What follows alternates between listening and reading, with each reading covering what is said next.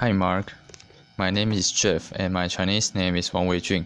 My student number is S0641049 and I'm a sophomore major in English. Today I'm going to read The Disarming Case to Act Right Now on Climate Change by Greta Thunberg. When I was about 8 years old, I first heard about something called climate change or global warming. Apparently, that was something humans have created by our way of living. I was told to turn off the lights to save energy and to recycle paper to save resources.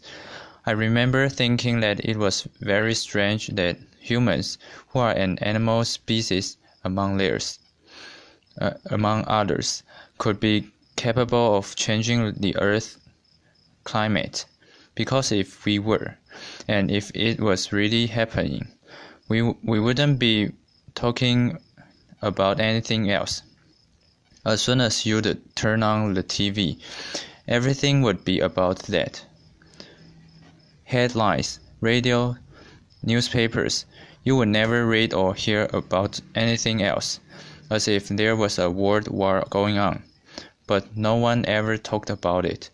If burning fossil fuels was so bad that it threatened our very existence, how could we just continue like before? Why were there no restrictions? Why wasn't it made illegal? To me, they didn't add up. It was too unreal. So when I was 11, I became ill. I fell into depression. I stopped talking and I stopped eating. In 2 months, I lost about 10 kilos of weight.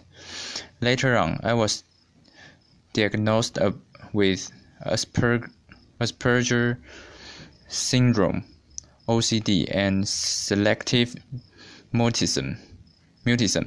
That basically means I only speak when I think it's necessary.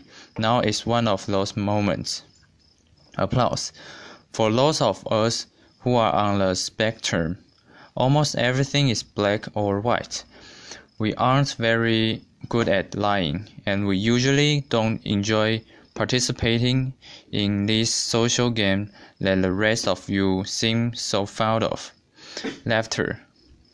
I think in many ways that we autistic are the normal ones, and the rest of the people are pretty strange. Laughter.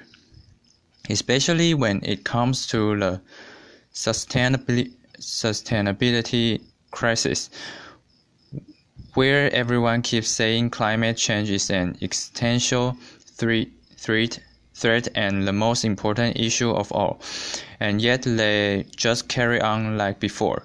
I don't understand that, because if the emissions have to stop, then we must stop the emissions. To me, that is black or white. There are no gray areas when it comes to survival. Either we go on as a civilization or we don't. We have to change. Rich countries like Sweden need to start reducing emissions by at least 15% every year, and that is so that we can stay below a 2-degree warming target. Yet, as the IPCC have recently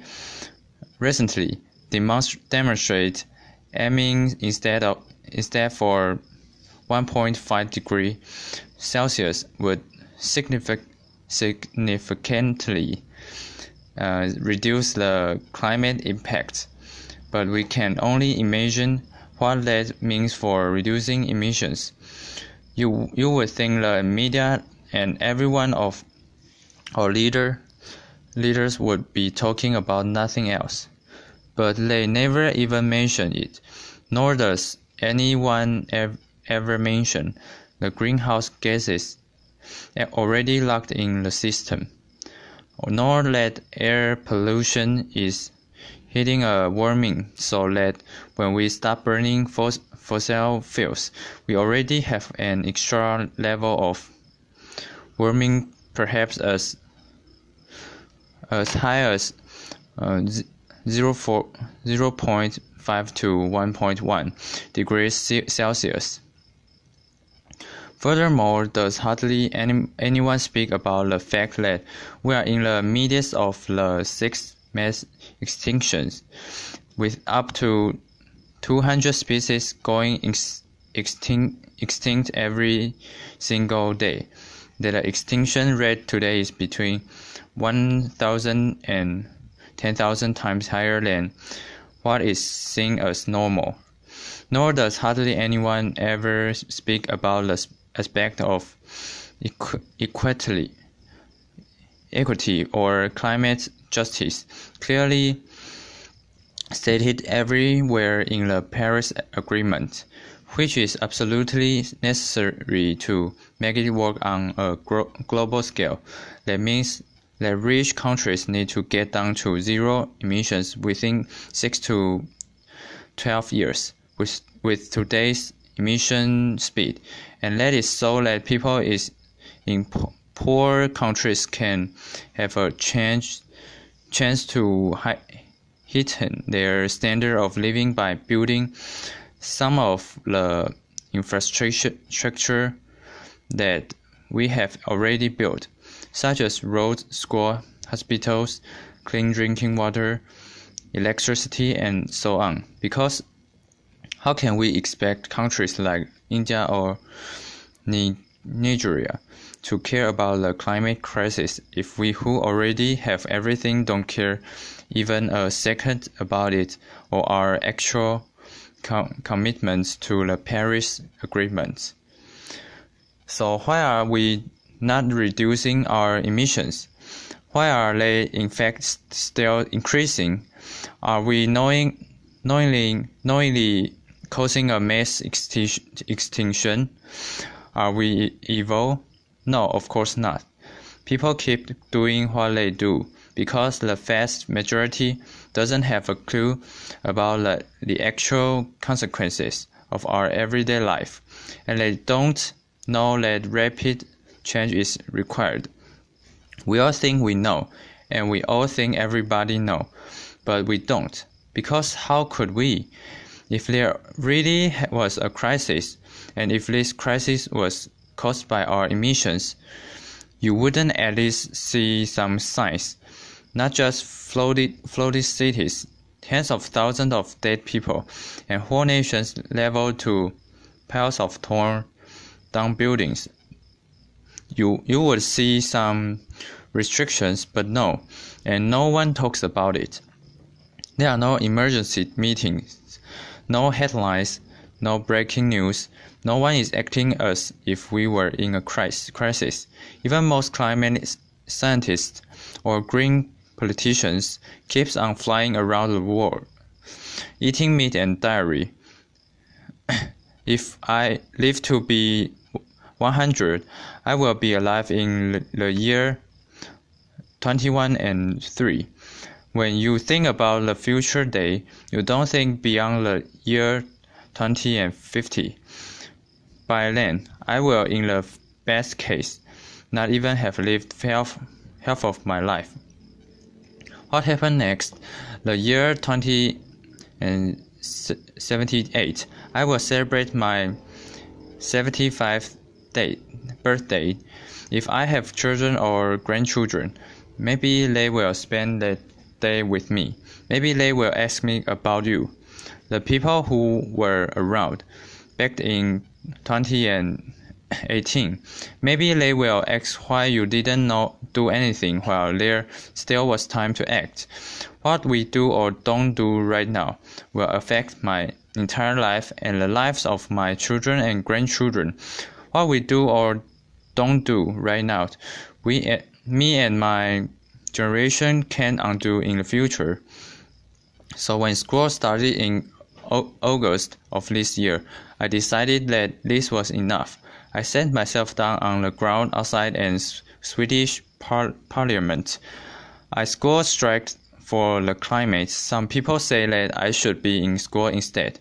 Some people say that I should start to become a climate scientist so that I can solve the climate crisis. But the climate crisis has already been solved. We already have all the facts and solutions. All we have to do is to wake up and change. And why should I be studying for a future that soon will be no more, when no one is doing anything whatsoever to solve that future? And what is the point of learning facts in the school system when the most important facts given by the finest science of the same school system clearly means nothing to our politicians and our society? Some people say that Sweden is just a small country and that it doesn't matter what we do. But I think that if a few children can get headlines all over the world just by not coming to school or a few weeks, imagine what we could all do together if you wanted to. Applause. Now we are almost at the end of my talk, and this is where people usually start talking about hope, solar panels, wind power, circular economy, and so on. But I'm not going to do that. We've had 30 years of pep talking and selling positive ideas, and I'm sorry, but it doesn't work. Because if it would have, the emissions would have gone down by now. They haven't, and yes, we do need hope. Of course we do. But the one thing we need more than hope is action. Once we start to act, hope is everywhere. So instead of looking for hope, look for action. Then and only then hope will come. Today, we use 100 million barrels of oil every single day. There are no politics to change that. There are no rules to keep that oil in the ground. So we can't save the world by playing by the rules, because the rules have to be changed. Everything needs to change, and it has to start today. Thank you. Applause.